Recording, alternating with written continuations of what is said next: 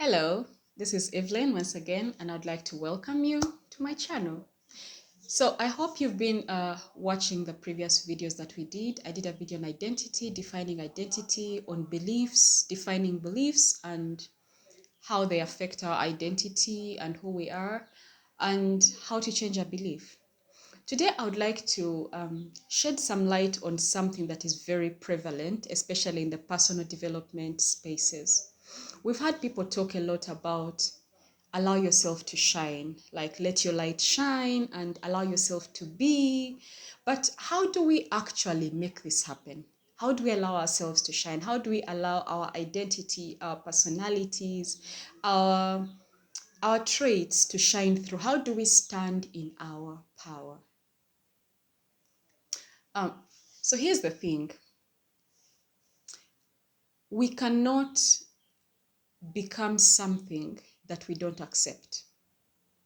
So if there's an identity that, for example, I want to stand in, for example, um, if I was speaking at a public event and I want to shine the identity of a confident person and somebody who knows what they're talking, first thing I have to do is accept that that is actually who I am, right?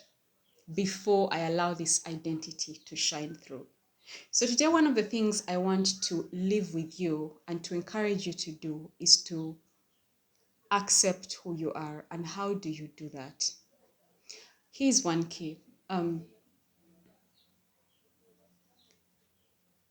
Have you ever, yeah, I hope I say this exactly how it's running in my head, but have you ever tried to do something and you feel this like internal resistance? Like, I'm trying to be this person, I'm trying to express myself, but there's like internal resistance to do so.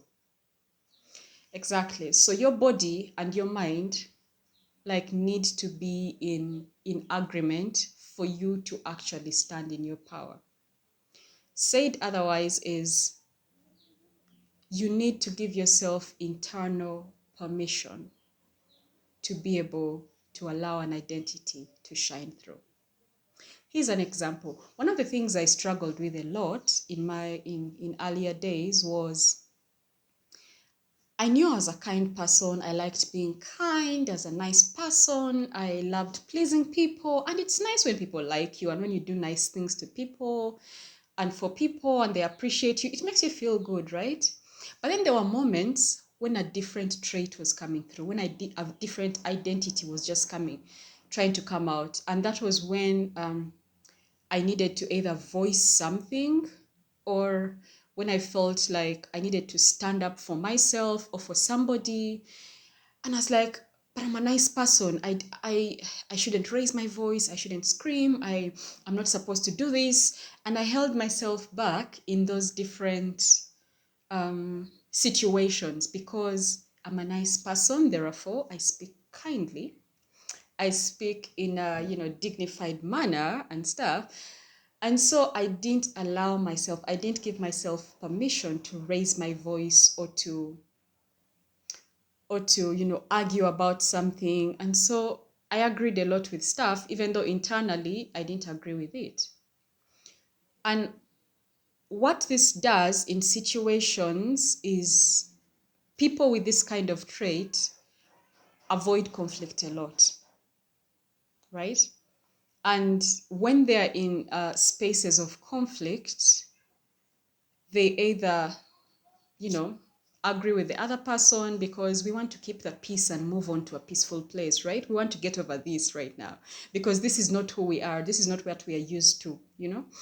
And coming back to my point, one of the things I've learned and realized is that we are born with both a lover and a warrior inside us. I mean, you look at the scriptures and it describes God as this lion and a lamb, lover of his people. He takes care of his people. And then this other side, he's a warrior. It describes him as a mighty man of war. And then he's waging war and, destroying his enemies and stuff. And yet, all these different identities exist in the same God. And if we are truly created in the image of God, if we truly have attributes in us that are similar to God's in our spirit, because we are, his creation. Then there's traits that are his that are in us. Then there's a lover and there's a warrior in us. And some moments will come up when we want to be tender and when we need to be tender and loving and kind, but there'll also be moments when we need to stand up and fight. Stand up and fight for our truth. Stand up and defend our truth. Stand up and stop injustice and speak against negativity and, bad stuff, and just say our truth. And sometimes that needs a different identity to come up. Not the lover, not the tender, loving, caring lover, but the fighter, the warrior, because both these identities live inside of us. But like I said before, you need to give yourself permission for that identity to come through, because that is how you stand in your power. And the first thing we do before we give ourselves permission is accept this identity, accept who we are, because we can't receive the benefit of something until we truly accept it. So if we want to benefit from an identity, from the warrior, from the lover, then we have to accept that this is actually who we are, and that these identities can exist within ourselves. They show up when we need them. They show up when it's necessary, but they are still ours. We own them. We accept them. And once we accept something, then we allow it to shine.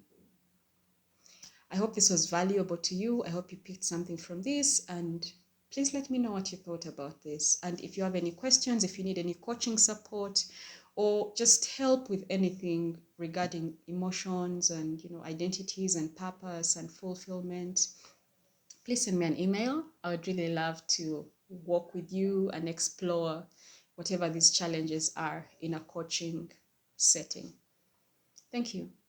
Please subscribe, turn on the notifications if you love the content, so that I can create more of this. Have a good day. Bye-bye.